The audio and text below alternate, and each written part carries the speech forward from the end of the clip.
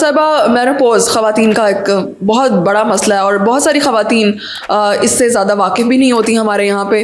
तो मेनोपॉज के दौरान ख़वातीन को कोई डाइजेस्टिव प्रॉब्लम्स, हाजमे से मुतालिक कोई मसले मसाइल का सामना करना पड़ सकता है? यस, यकीनन करना पड़ता है। उसमें पेशेंट्स को सिम्टम आ सकते हैं, किसी को कॉन्स्टिपेशन रह सकती है कि कब्ज़ हो गई है, किसी को लूज़ मोशन हो गया, किसी को एसिडिटी ज़्यादा रहने लग जाती है, क्योंकि आपका हार्मोन्स उस वक्त ऊपर नीचे हो रहे होते हैं, प्री मेनोपॉजल भी और पोस्ट मेनोपॉजल भी। आपके जो प्रोटेक्टिव हार्मोन्स होते हैं वो ज़रा कम हो रहे होते हैं, कुछ आपका वेट गेन शुरू होना शुरू हो जाता है हार्मोनल इम्बैलेंस के, तो उसकी वजह से पेशेंट्स को प्रॉब्लम आ रहे होते हैं।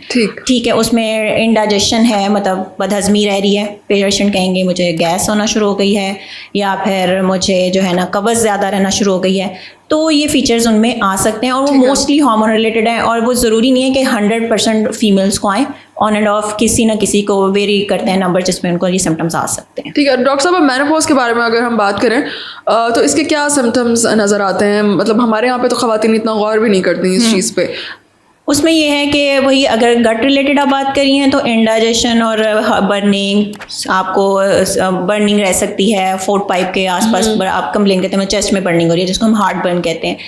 और दूसरा ये कि जॉइंट पेन्स शुरू हो जाती हैं पेशेंट्स को, ठीक है, सडन वेट गेन होना शुरू हो जाता है, बेसल मेटाबॉलिक रेट कम होना शुरू हो जाता है, उसकी वजह से वेट गेन होता है, हॉट फ्लशेज आते हैं कि कभी गर्मी लगने लगी, कभी सर्दी लगने लगी, पेशेंट कहता है मुझे पसीना बहुत ज़्यादा आता है, ठीक है, मुझे थकावट बहुत ज़्यादा रहती है, एकदम से मैं लेथार्जिक हो जाती हूँ, मैं बीपी लो हो जाता है। पेशेंट जो आम लेमन टर्म्स यूज़ करते हैं कि ब्लड प्रेशर कम हो गया, मैं पसीनो हो गई, पंखा भी चल रहा होता है, मैं फिर भी पसीना आ रहा है, तो ये प्रॉब्लम उस टाइम पे आ रहे होते हैं, वो सिर्फ हार्मोनल इम्बैलेंस की वजह से होती है। ठीक है, मेनोपॉज की एज क्या रहती है हमारे यहाँ पर ख़वातीन के लिए, या फिर वेरी कर सकती है? वेरी करती है, एक मीन एज है 51, around 50-51, that is a mean age के आपने एक एनालिसिस के थ्रू एक मीन एज निकाली, दैट इज 51 जिस पे पेशेंट मेनोपॉजल हो जाती है। आगे पीछे हो सकती है? आगे पीछे हो सकती है। डॉक्टर साहब, डाइजेस्टिव प्रॉब्लम्स की जैसे कि आपने बात की मेनोपॉज के दौरान, तो ये सारे जो हाजमे के मसले मसाइल है ये हार्मोन्स की वजह से क्रिएट हो रहे होता है, तो फिर इनको ट्रीट कैसे किया जा सकता है? ट्रीटमेंट में यही है कि आप ईजी अपनी एक तो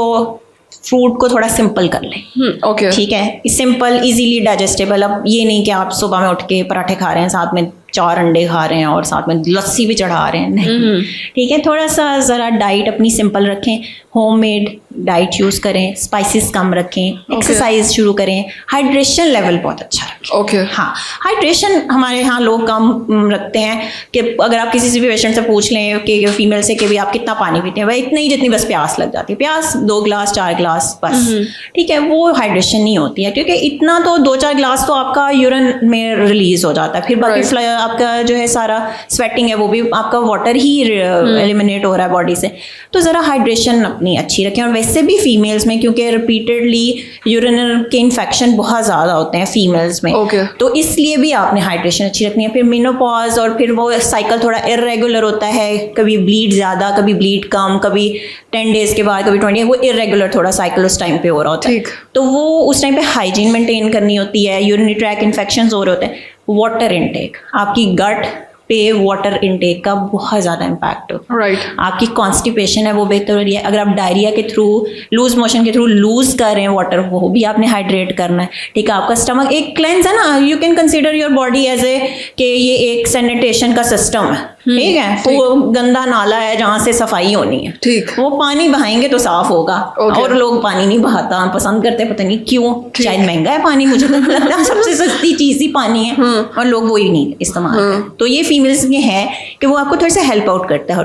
हाँ, अगर बहुत ज़्यादा सिम्टम है तो डेफिनेटली आप अपने गायनेकोलॉजिस्ट को या गैस्ट्रोएंटरोलॉजिस्ट को उस टाइम पे कंसल्ट करें। ठीक है, मेनोपॉज की उम्र में पहुंचकर ख़वातीन को किस तरह की खुराक ज़्यादा इस्तेमाल करनी चाहिए, कौन सी चीज़ों से परहेज़ करना चाहिए?